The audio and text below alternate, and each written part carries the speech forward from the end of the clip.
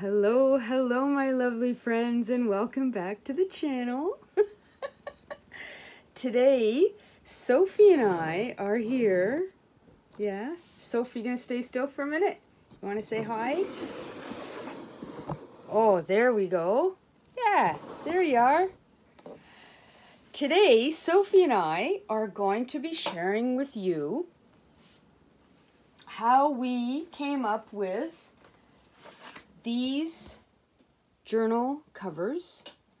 The spooky, what I call the spooky journal cover. Oh, are you going? You've had enough already? Okay. Thanks for coming. Whoops, okay. Here we go. Just gonna fix this. Okay, so I'm gonna share with you how I made this very... Sophie, Mommy's trying to make a video here, so if you don't mind... Oops, don't put your bum in the shot. Yeah, where were we? Covers.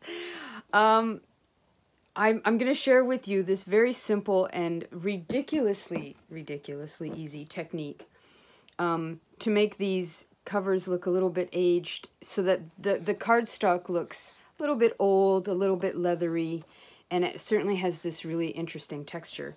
It's very simple. You don't really need much. I use Crackle medium, and I use some matte gel, which you could probably also use Mod Podge, but I wanted to just experiment with this a little bit and see what would happen. So, a little sidebar, I started making these journal covers in July, but I started making my prototypes in June. And so I had a bunch here. Some of them I threw out, some of them, thankfully, I kept. But I filmed myself doing all kinds of work on these prototypes, and when I went to do all the editing today and put everything together, I realized that I had deleted a bunch of them.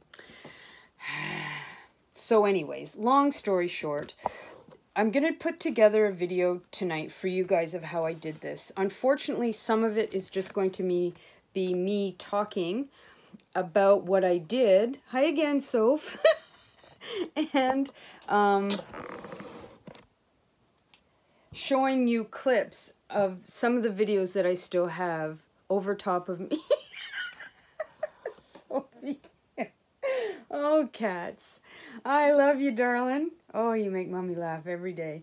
And some of it's going to be me showing you stuff while I'm...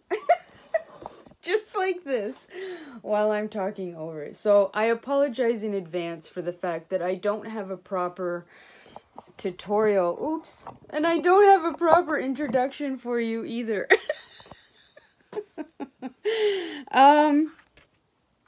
It's you know what? It's just going to be a wacky video. That's just where we are. It's I've tried for about 3 hours already today to put together a very serious and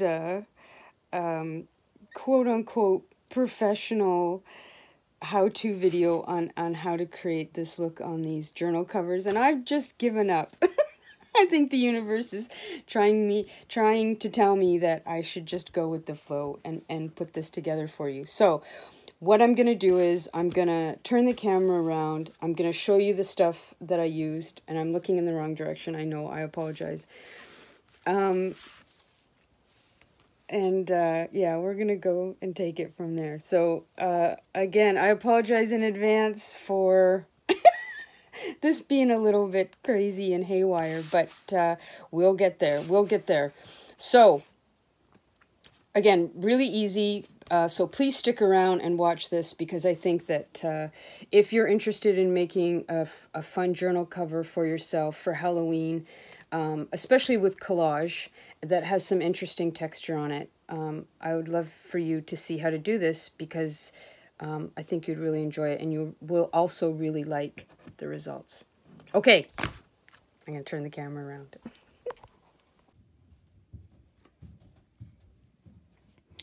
Alrighty-roo, here are the things that I experimented with, or the 3 mediums that I used in this little experiment of mine. It's gonna be one of those days, isn't it? Okay, so this is one of the prototypes that I started with. And what I had done first and foremost, before I did anything else, was to put a really good coat of this Crackle on the black cardstock over top of the collage.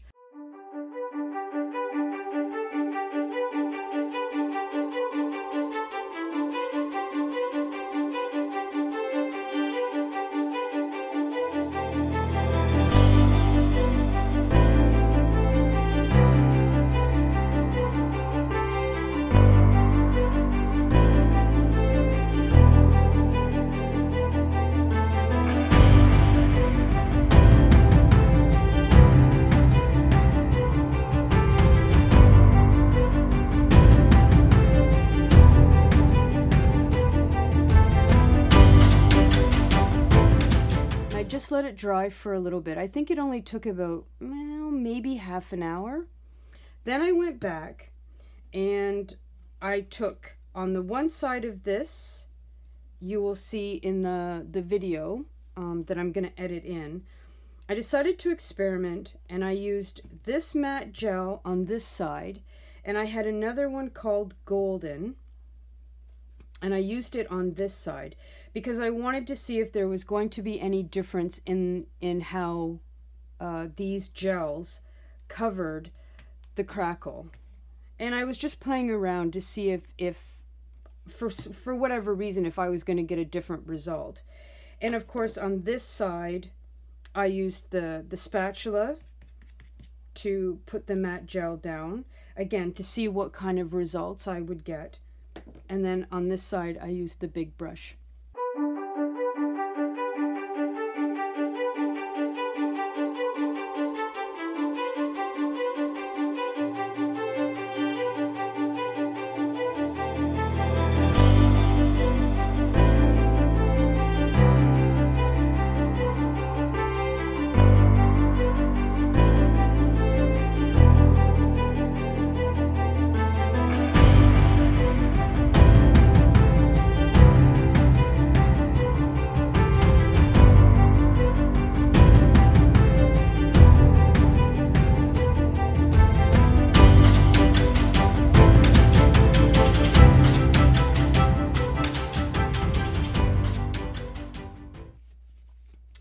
And I was very happy with both sides. I really can't complain, or I have no complaints about how anything looked or how anything came out.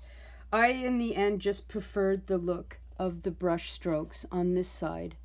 I will say that this Liquitex was a little bit thicker than the Golden.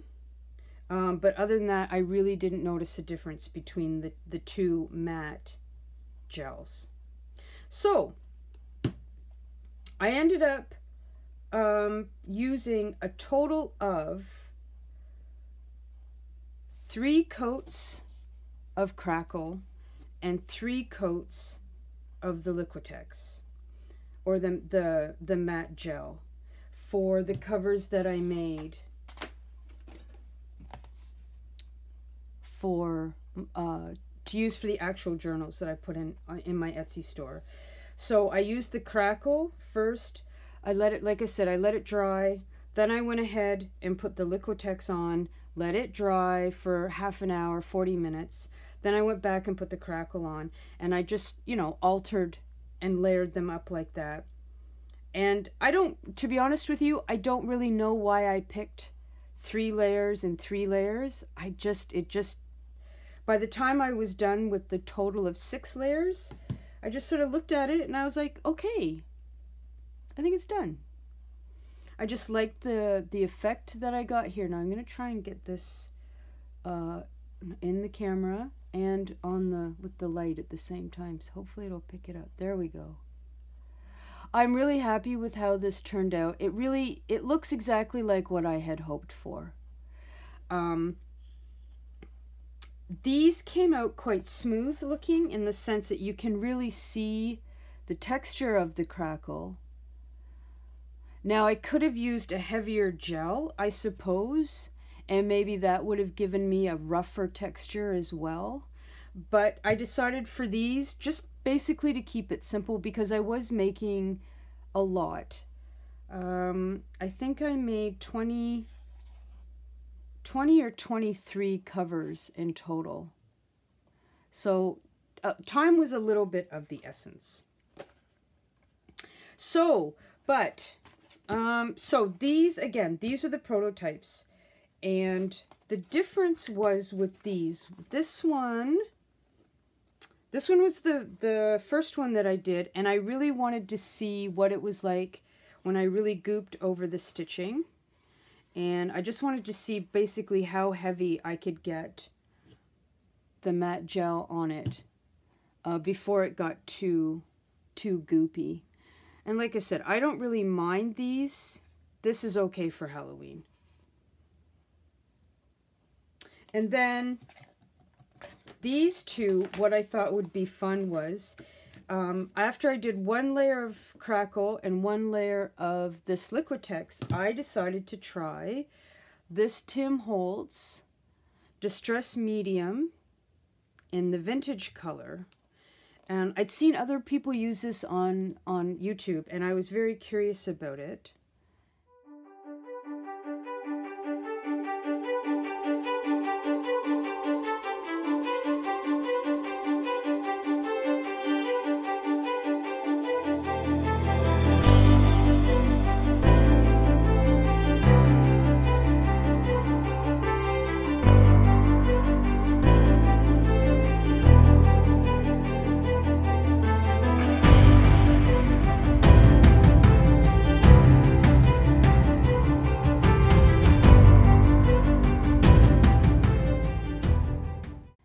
Now, I do like it, but it definitely gave a more yellow look than what I was after.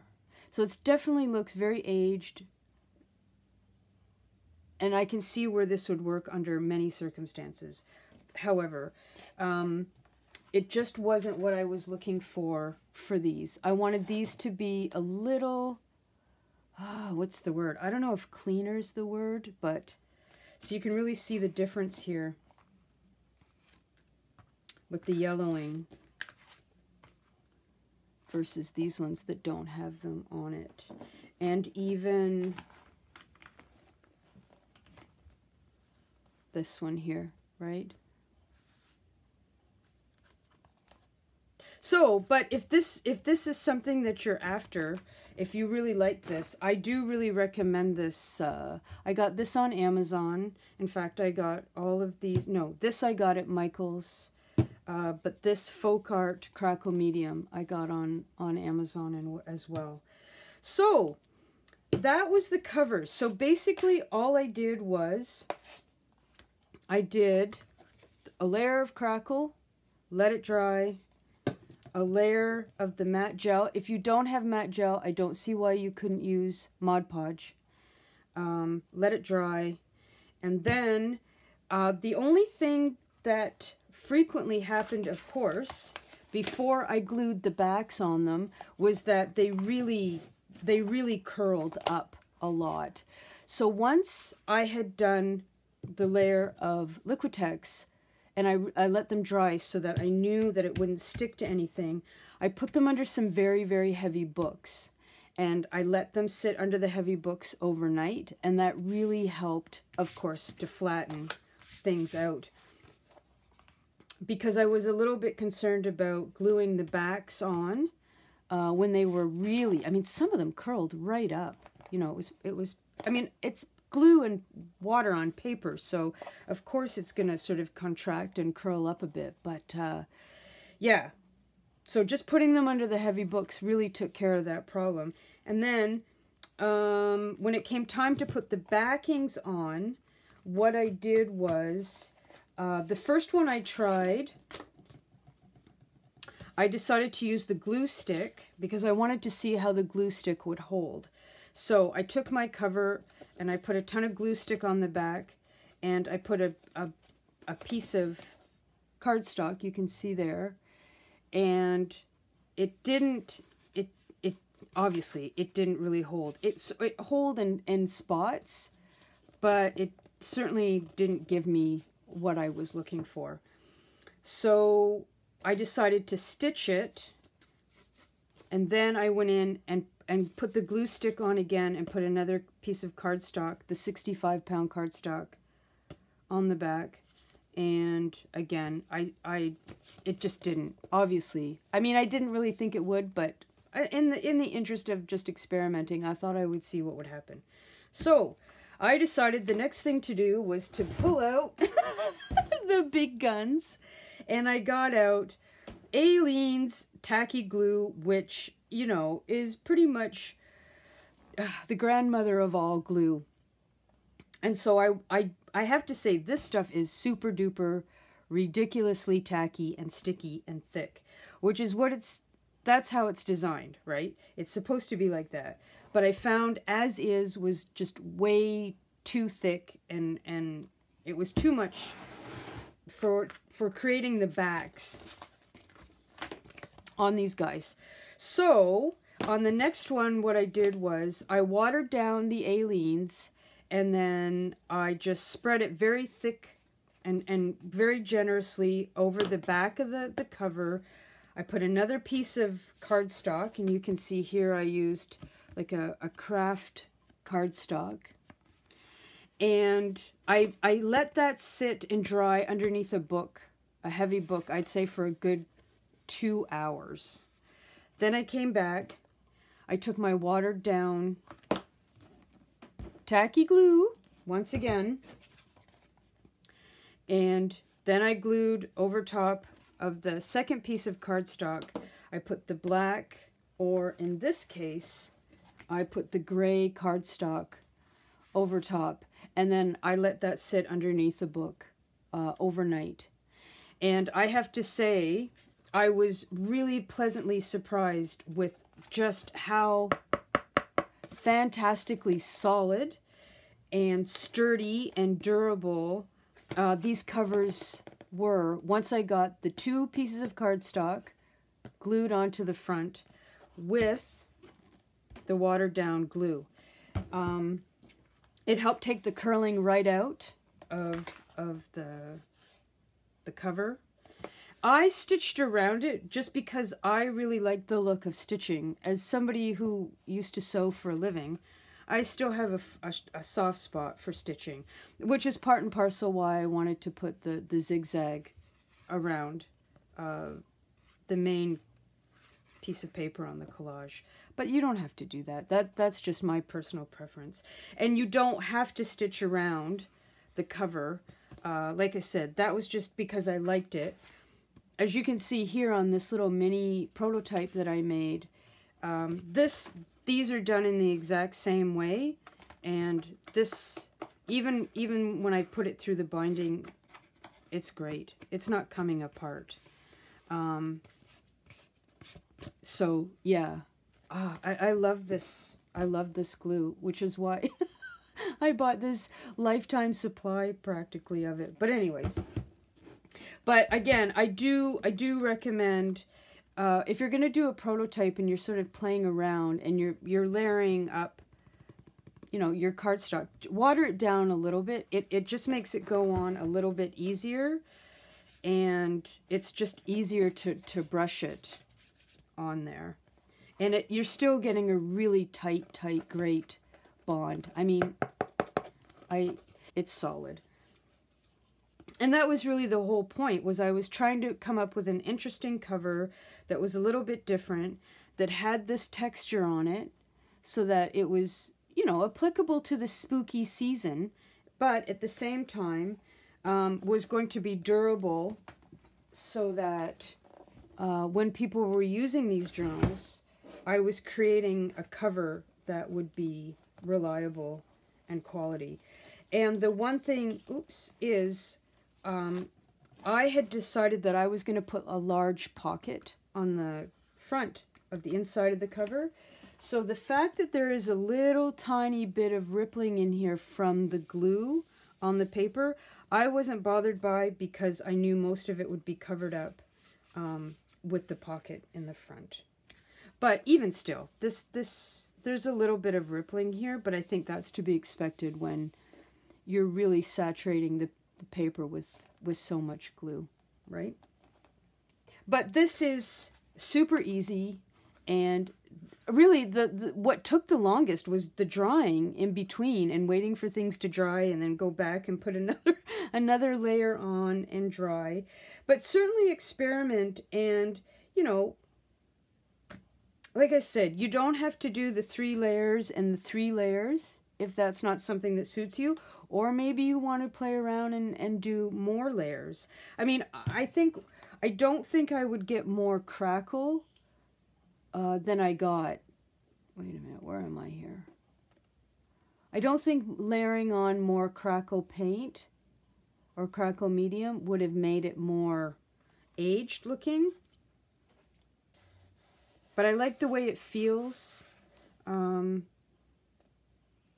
I like that it's a great way of protecting the collage and the paper underneath it as well.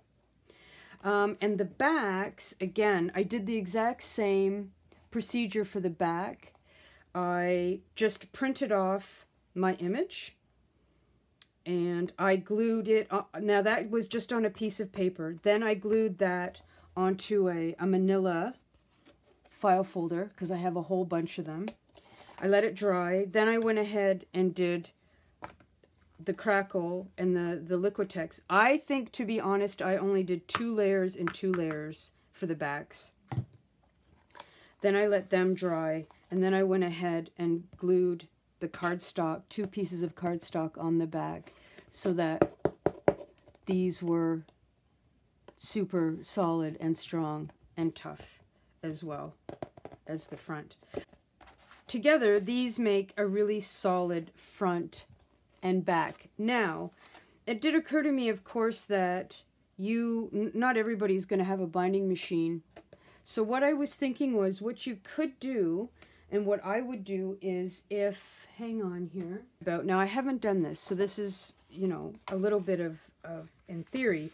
I would take my cardstock and I would fold it in half. If you were going to make something small and put in a signature, then what I would do is I would create your fold, I would do the collage, and then what I would do is go ahead and put your Crackle and then the Liquitex. Do like I did, but just do the front cover first, and then once it's, you know, put it under the book. If it starts to curl, I would put it underneath a heavy book. Then go ahead and do the back. And then you could always go in and glue cardstock in on the insides, or, you know, a pocket as well. And I think that would work just as well. The trick is to keep it flat so that your sides aren't constantly giving you a hard time by curling up all over the place. So that's that. I hope that if nothing else, it gives you some ideas about trying some of these things for yourself and playing around and seeing if you can come up with some fun and spooky Halloween covers for your own Halloween journal. So, again, you know, I apologize for it being a little bit cut and paste, but I hope that you will find something helpful and useful from it. So until the next video, speak kindly to yourselves, enjoy your journal process and experimenting with different things. Have a great week, everybody, and happy journaling, and I'll talk to you soon. Mwah! Take care. Bye.